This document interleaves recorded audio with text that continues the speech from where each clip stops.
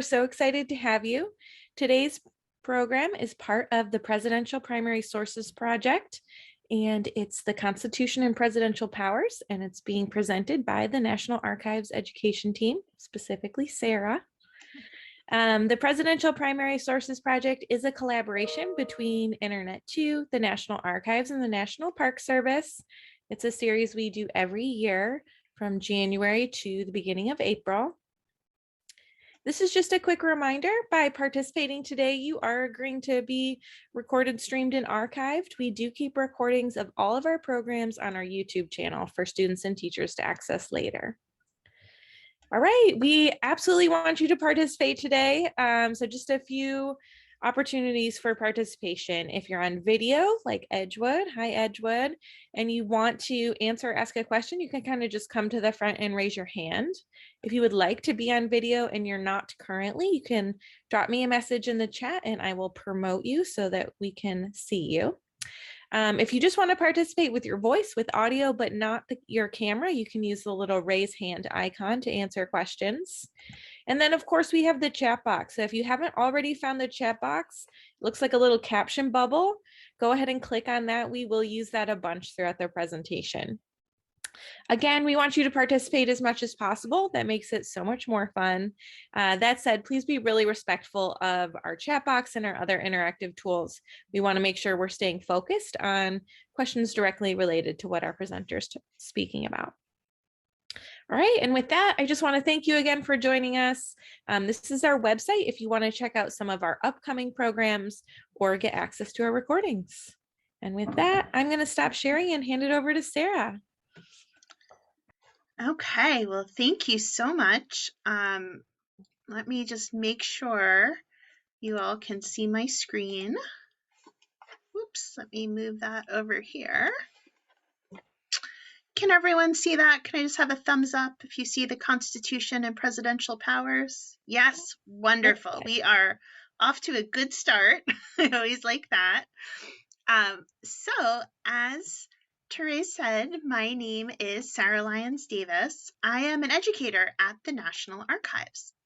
This is a picture of our National Archives building in Washington, D.C. I don't know if anyone has ever been here before, but the National Archives is an independent federal agency. It was created in 1935, and it preserves and protects historically valuable records of the United States government. One of the most important things we do is we make them available to the public. That means you can visit and you can see them. You can see them, visit them online, all different ways to access them. So when we're talking about government records, we're really talking about things created in the past by the government or used in the work of the government. Records can be important government documents like letters, emails, drafts of laws, but they can also be photographs, maps, posters, videos, and more. The National Archives has over 16 billion records. That's billion with a B, and this number is always growing. So among these records are important documents that show how and why the government was created. That includes the Constitution of the United States. That's the document you see here in this exhibit case, which is in our rotunda in Washington, D.C. So the Constitution was signed September 17th, 1787. It was signed by 39 delegates, and it was engrossed or written down by a man named Jacob Chalice. He was an assistant clerk for the Pennsylvania General Assembly. It took him 40 hours to write it out. He wrote it out by hand, and he was paid $30 for his work. So the document was ratified on June 21st, 1788. It sets up our system of government with three branches. We have the legislative branch, the executive branch, and the judicial branch. As you may know, each branch has different powers and responsibilities. So today we're going to specifically look at the Constitution to learn more about the powers of the executive branch, or the president. So for that, we're going to focus on Article 2. And with this article, we are going to lay out a job description. So we're going to look a little closer at this primary source document of the Constitution and fill in this job description together by the end of our time today. So let's look directly at the source. It's a transcript of the document.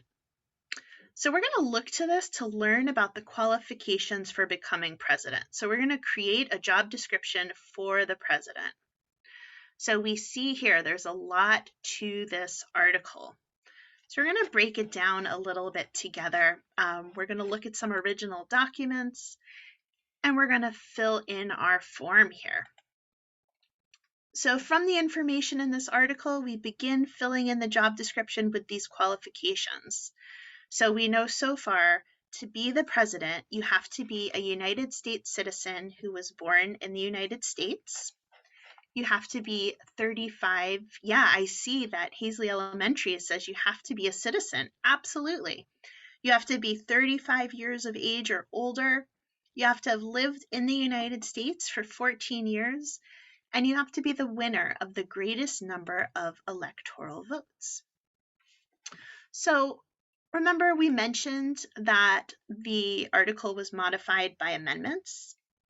So we're going to use this information to add details to our employment section, the employment duration specifically. So we have a start date now. We know in part the 20th Amendment says, the terms of the president and vice president shall end at noon on the 20th day of January. So we also know from the Constitution that the term of the president is 4 years. The option to serve one additional 4-year term pending successful re-election. So this 4-year term has been in place since our first president, since George Washington. So adding in a little more, we have our 22nd Amendment, shows that this 4-year term addition, and we know that you can stay unless you resign or are removed from the job. So we're coming to an important part now. Responsibilities of the presidency.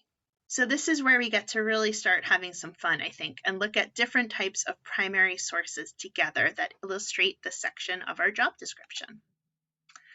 So here's our first one. This is a political cartoon by Clifford Berryman. Oh, I see in the chat, why on that date? You know, I actually don't know why that exact date was chosen. That is a great question, though. I'm going to look that up, so I'll have that information for the next session, and that would be a really fun project you could do with your teacher, too, to look up and see if you can find an answer to that. So from this political cartoon, artist Clifford Berryman created it. It's showing us one of these very important responsibilities of the presidency. So what do you think is happening in the political cartoon? Let's break it down together. So what do you notice first? Do we see any labels? Yeah, we see a scroll ringing a doorbell. I agree. Do we think, what kind of a scroll do you think that is? Is there any writing written on that picture that gives us an idea? Yeah, so we see the words House and Senate.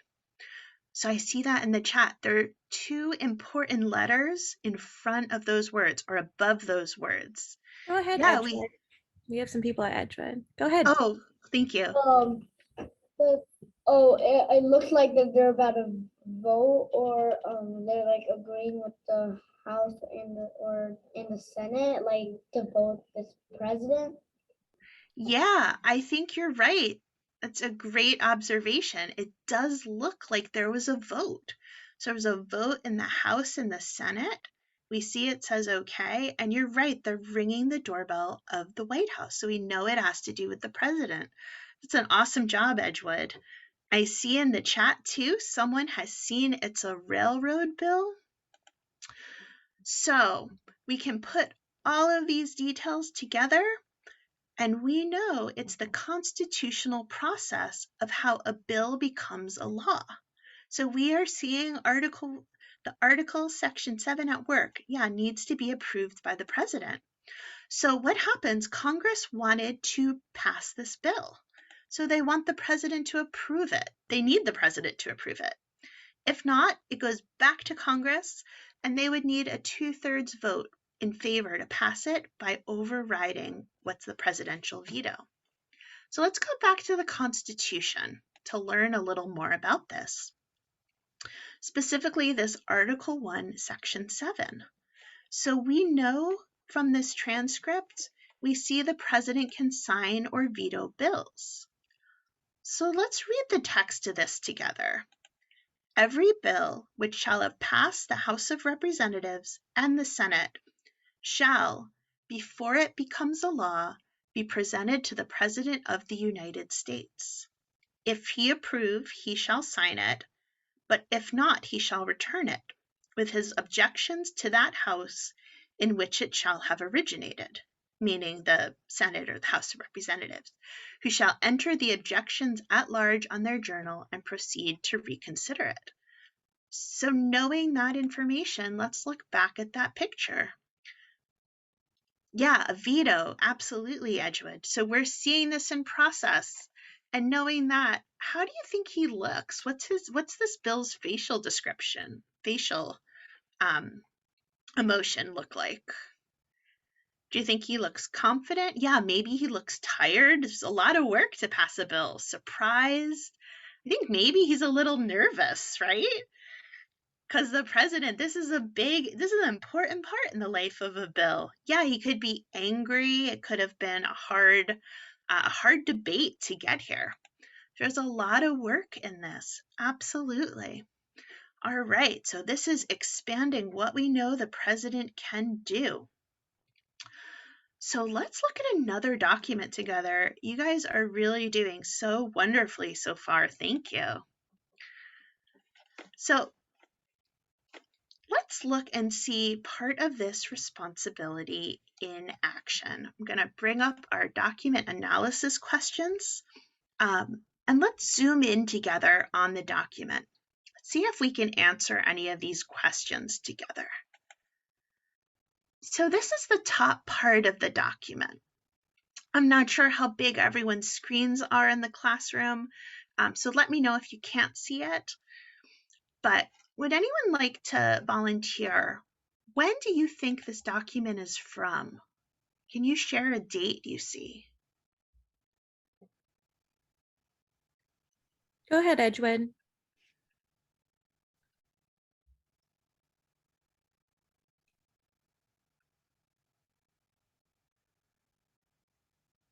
You're muted, Edgewood, if you're talking. Oh, there you go. 1564. At the top it says 1564, but on its side it says August 5th, 1965.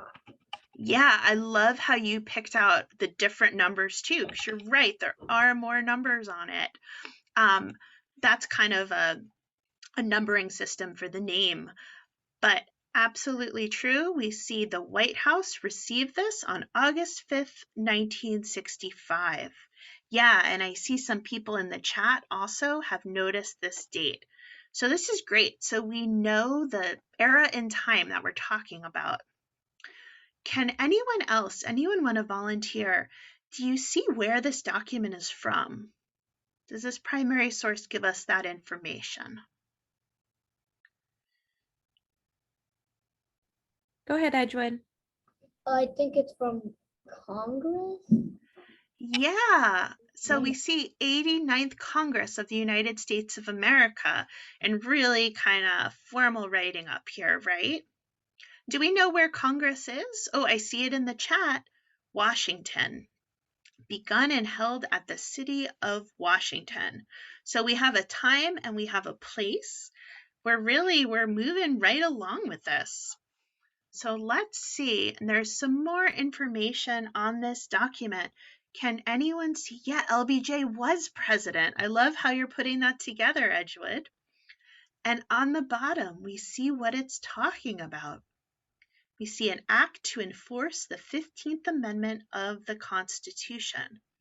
So a little reminder, we remember the 15th Amendment states, it's the right of citizens of the United States to vote shall not be denied or abridged by the United States or by any state on account of race, color, previous condition of servitude.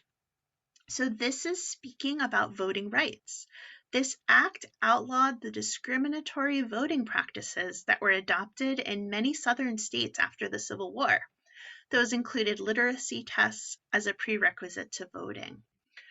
Yeah, I see some other people are pulling out the dates when we see when Congress started, that session of Congress started, the 4th day of January, 1965. You guys are just doing so awesome with all of this. So let's look at the signature page here. I know someone already pointed out LBJ was president. At this time, you are absolutely right. That is confirmed by the information on this document, right? We see his signature. We see the date he approved it. Any other interesting details that you notice? Go ahead, Edgewood.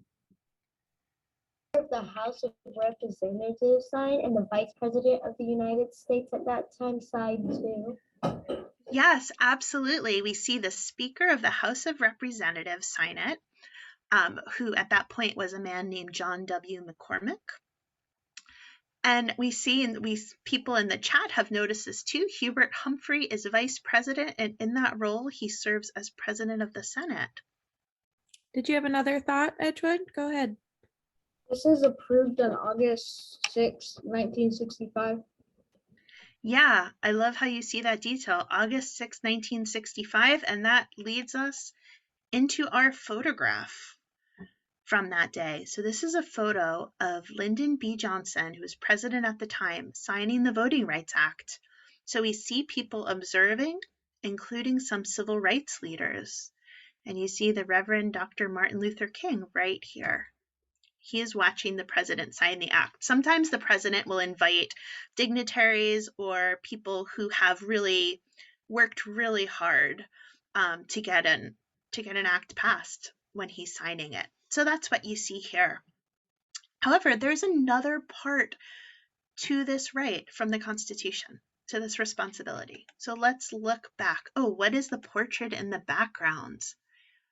Great question. Oh, I love how you're looking at the full picture and all of these details. I don't know who that is. We see he's wearing some type of a military outfit, it looks like, with epaulets.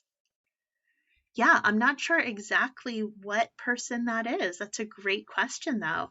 And another thing that would be good to explore is at the White House, you can actually look up the art that's been displayed at the White House in times. You can look at records from that in the White House Historical Association. So another great primary source resource. They have lots of wonderful documents you can use. So there's another part to this responsibility. So we're looking back at the Constitution. Oh, Benjamin Franklin, we think that is? It may be. I'm not sure. That's a great guess. It kind of looks like someone from that era. We'll have to use some other documentation to confirm. So along with this right, a president has veto power. So with a 2/3 vote, however, like we said, the House can override a presidential veto. So the word veto does not appear in the Constitution, but the power of the president to refuse to sign legislation is clearly outlined in the Constitution. So we see this document. It's an attempted override of President Richard Nixon's veto of an act to abolish the offices of the Director and Deputy Director of the Office of Management and Budget. So thinking back on our document analysis questions, can someone find a year on this, or maybe a session of Congress that we see?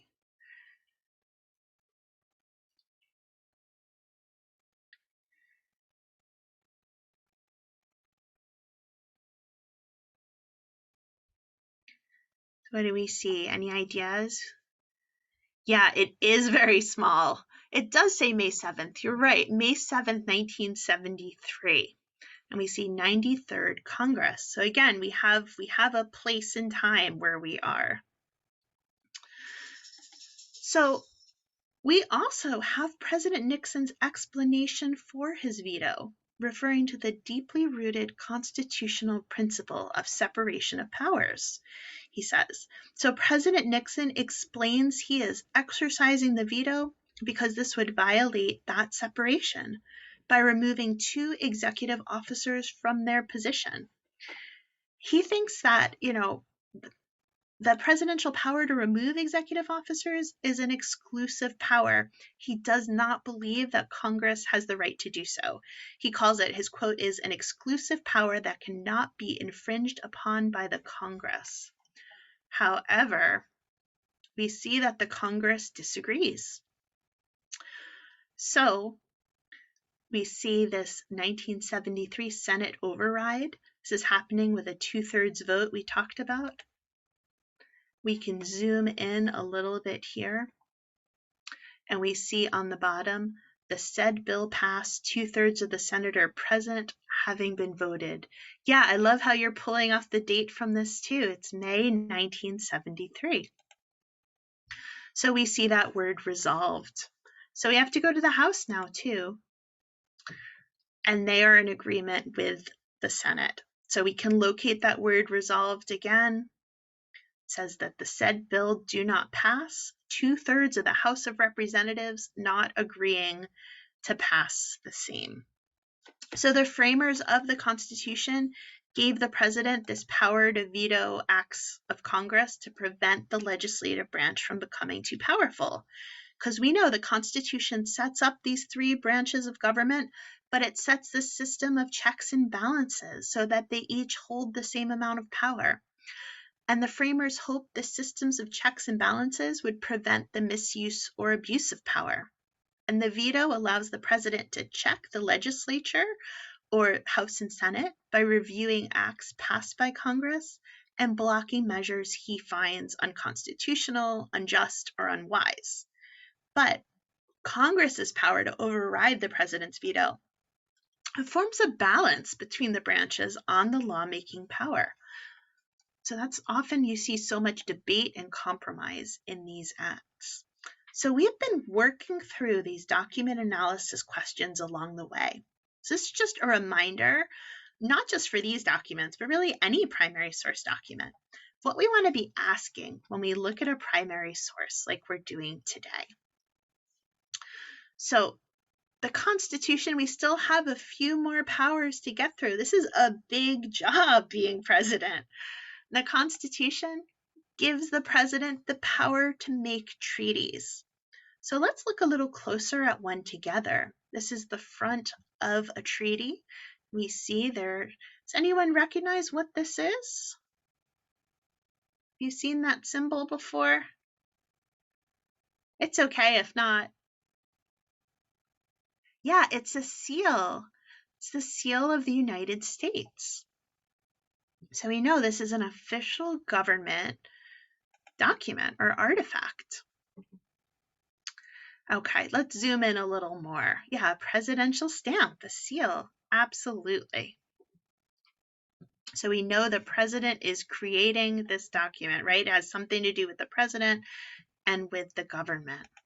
So these are all kind of clues we can use to piece together what a document's telling us, because documents tell us a story.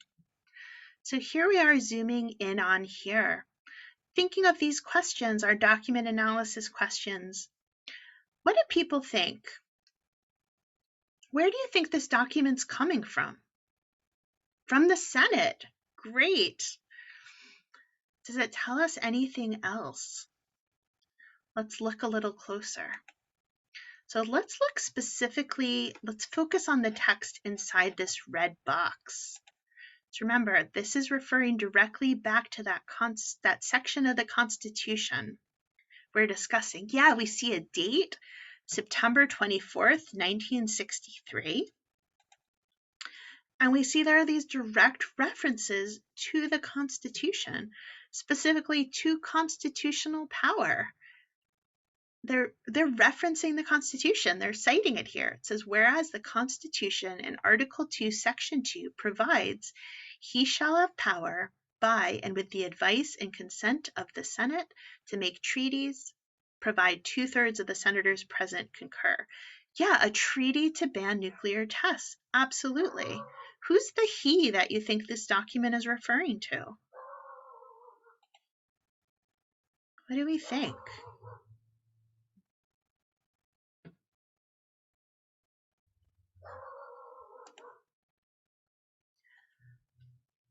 Yeah, the president. It is the president he's talking about, and this is a treaty to ban nuclear tests. So this unilateral treaty was signed in Moscow by the United States, Great Britain, and the Soviet Union. So after Senate approval, the treaty went into effect on October 10th, 1963, and it banned nuclear weapons testing in the atmosphere, so in outer space and underwater. And this is an image, a photo of President John F. Kennedy signing the treaty. And again, we see some people that the president invited witnessing his signature of the treaty. So this is not just a modern power of the presidency, though, a power of the modern presidency. We see this in presidencies from the early Republic era, too. So this is a little earlier document. Can anyone read? I know it's in cursive, which can be kind of hard. What this was called? What the title of this document is?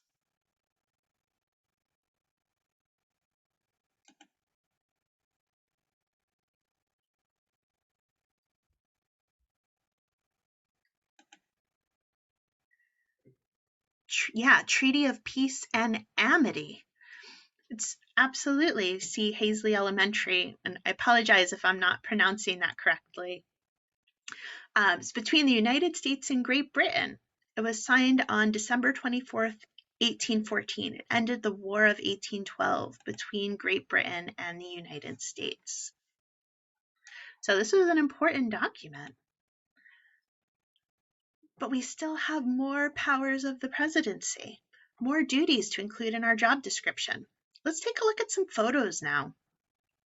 So we can also use these document analysis questions on photographs. So what do you see here? People, objects, activities? What do we think?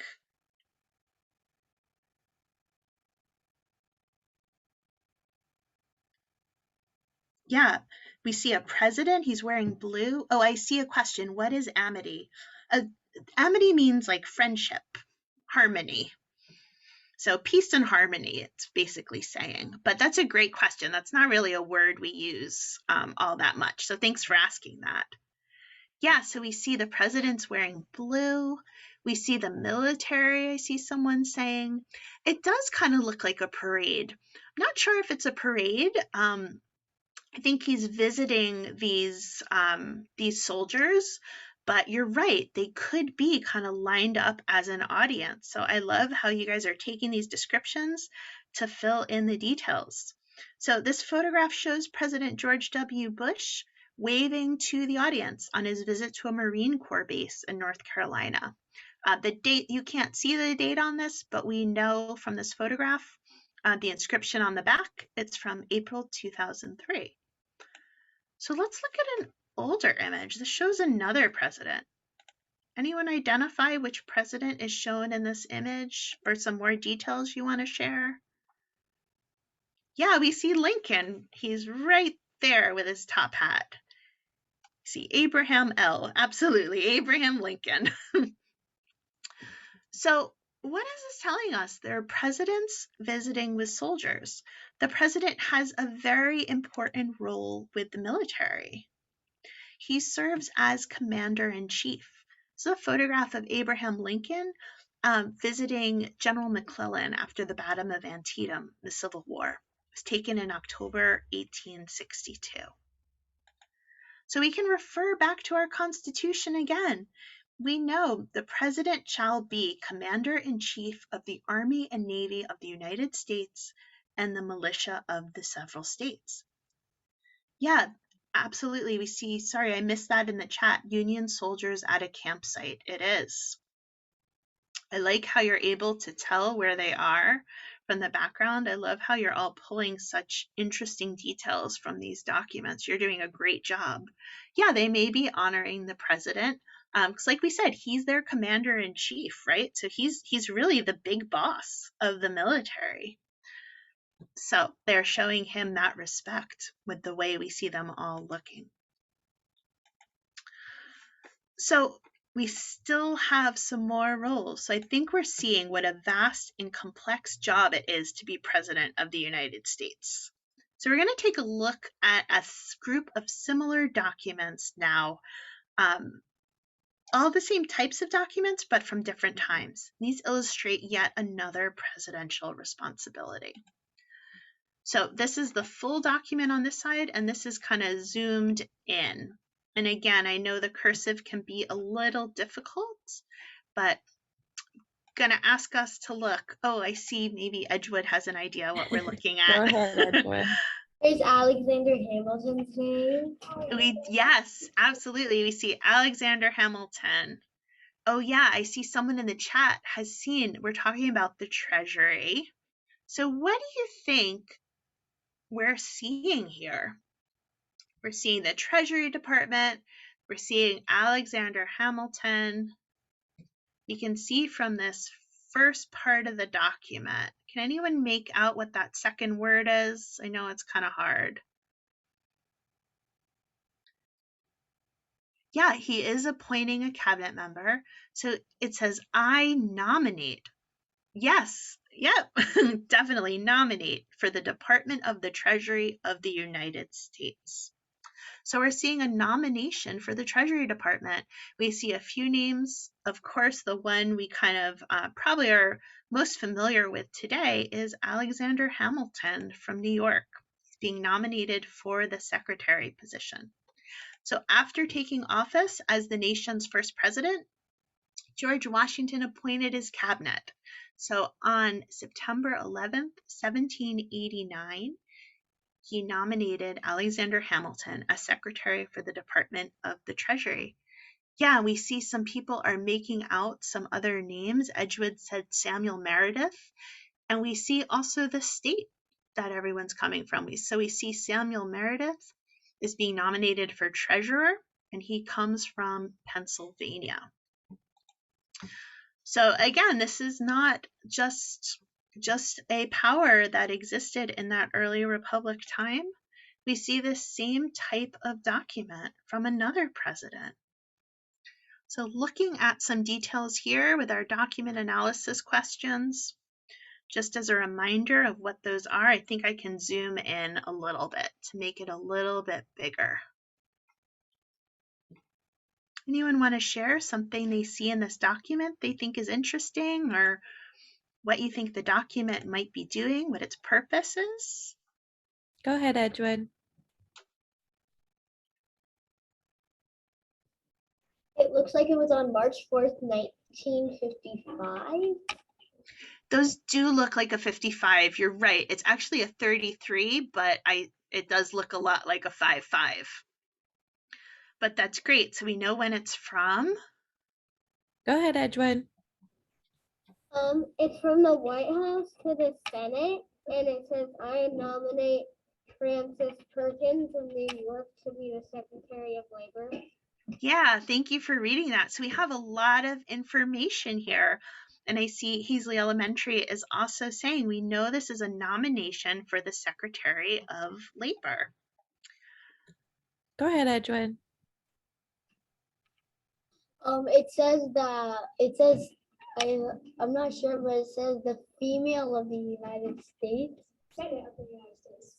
Senate. Oh, Senate. Yeah, I do see, when you say that though, it does look like kind of could be female too. So I see why you read that. It's really kind of artistic, fanciful script, right? It's a formal document, so the writing reflects that. Go ahead, Edgewood. Does that say Franklin Roosevelt at the bottom? It does say Franklin Roosevelt. Great job. So he was president at this time.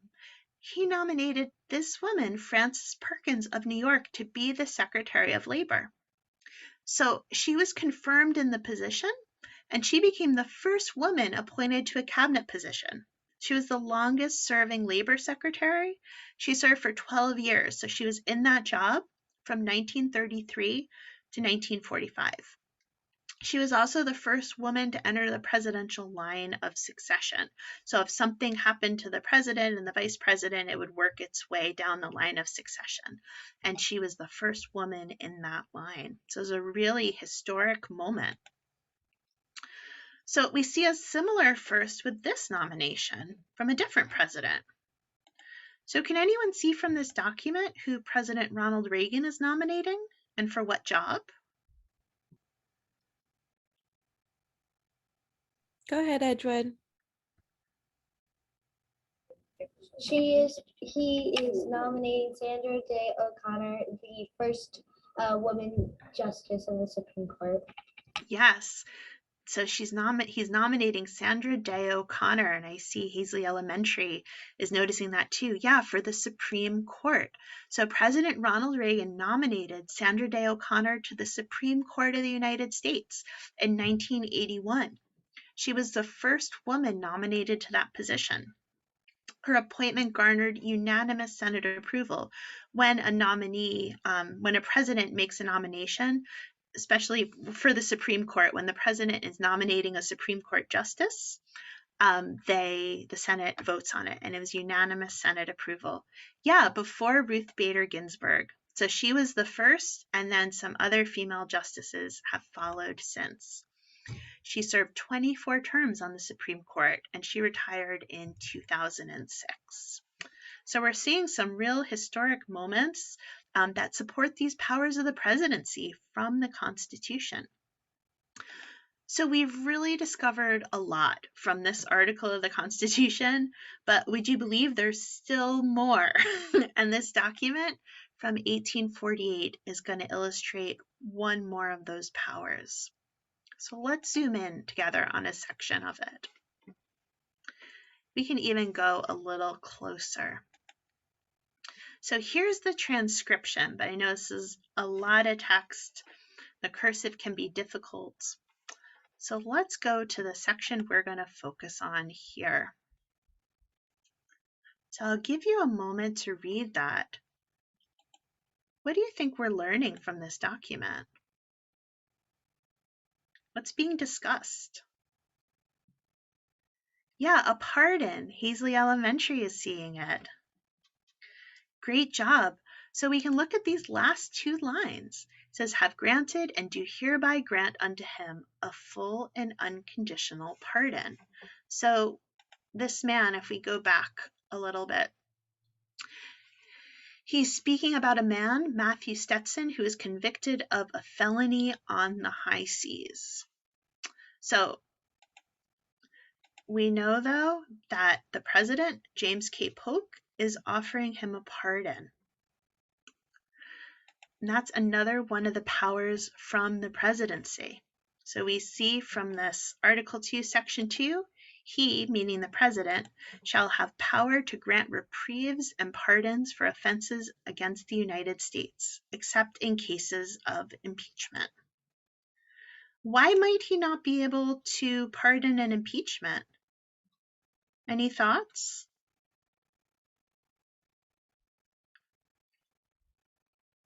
Yeah, that's a hard one. Because he couldn't be really... Oh, I see Edgewood has an idea. Impeachment is on the president, so if he's like, no, you don't have to impeach me, I'm amazing. Yeah. Pardoning himself. Yeah, definitely. So it wouldn't really be fair, right? Yeah, it takes too much of the Senate approval. Absolutely. So again, there's these checks and balances in place that we're seeing referred to through the Constitution and through these powers of the presidency. So we've made it to the last section of our job description. These are examples of executive orders from a president. So let's look closer with our document analysis questions. So again, thinking, what is this document? What's it talking about? Any other interesting details?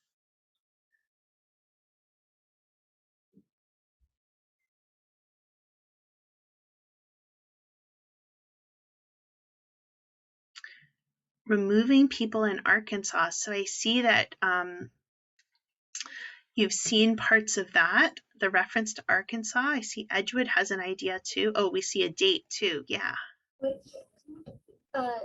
There's Dwight D. Eisenhower.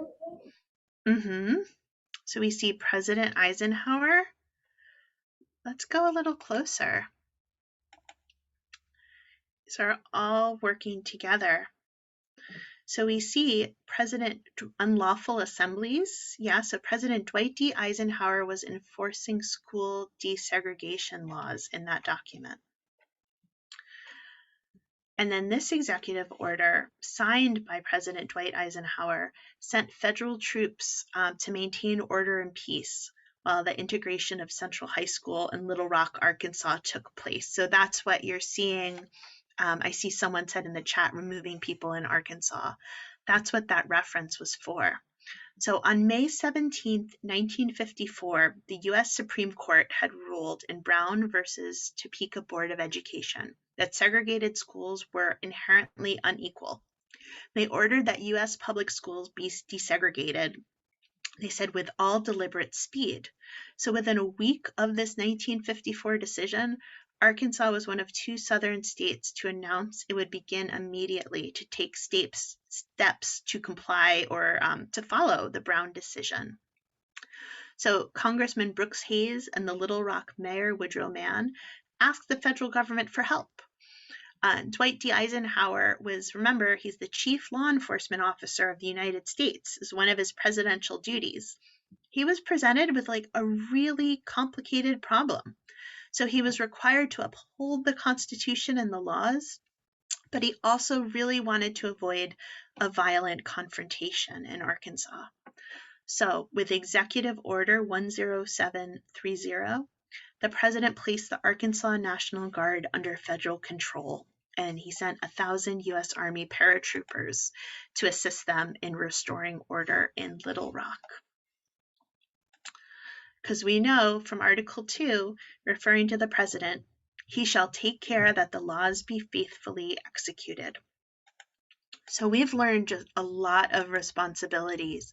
We have sign bills into law or veto bills, can make treaties, he can serve as commander-in-chief of the armed forces, can nominate certain officials, grant reprieves and pardons, take care the laws be faithfully executed. There is a lot to this. We now have a full job description, right? But these additional requirements include taking an oath of office. So we see 2 presidents doing that here. We see President Obama in 2013 and President Gerald Ford in 1974 taking an oath of office. And this is during President Grant's inauguration. We also see, so this is the oath that he takes to preserve and protect the United States. And another one of his responsibilities we see here. Anyone have an idea what we might be seeing in this photo? It happens annually.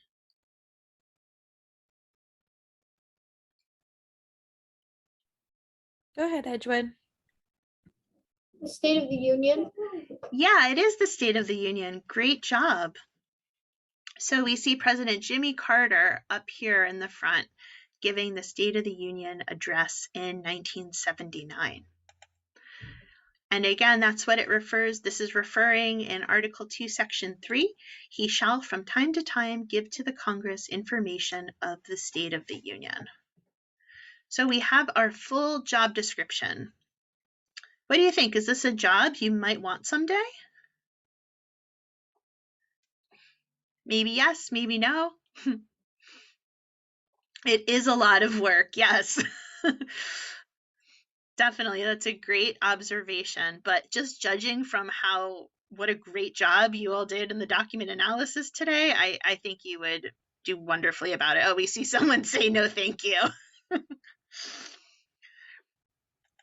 Well, thank you all so much for joining me today. We're going to end with our photo of the Constitution in the rotunda of the National Archives. happy to answer any questions you might have about what we saw today, about the National Archives, even about jobs at the National Archives. We have lots of really interesting jobs there. Maybe you'd want a job there, if not with the president one day. So thank you all for joining me and doing such a great job. Any questions for our presenter? Sorry, I see one in the chat. Does Oh, the yeah, go ahead. Constitution stay in the case? Yes. So this case actually is a really special case. As you can see, it's not just any exhibit case. It looks like it's pretty ornate. It's also pretty solid. So there's a lot of security and technology that goes into the case. So it's bulletproof glass. It's coated to protect it from UV light. You might notice the lights are a little dimmer. That's for conservation reasons. Conservation keeps documents really safe and the best environment they can be. And that's not just the National Archives. Next time you're in a museum, take a notice of how it feels. It might be a little colder, might be a little dimmer inside. That's all to protect documents and artwork. So you'll see that with the Constitution and the case too. All right. Well, if there are no other questions, I just want to take a minute to thank everybody for attending. We really appreciate your participation. And Sarah, thank you so much for your time today and all this great information. Oh, thank you for inviting me. All right. Well, thanks again, everybody. We hopefully will see you again soon. Have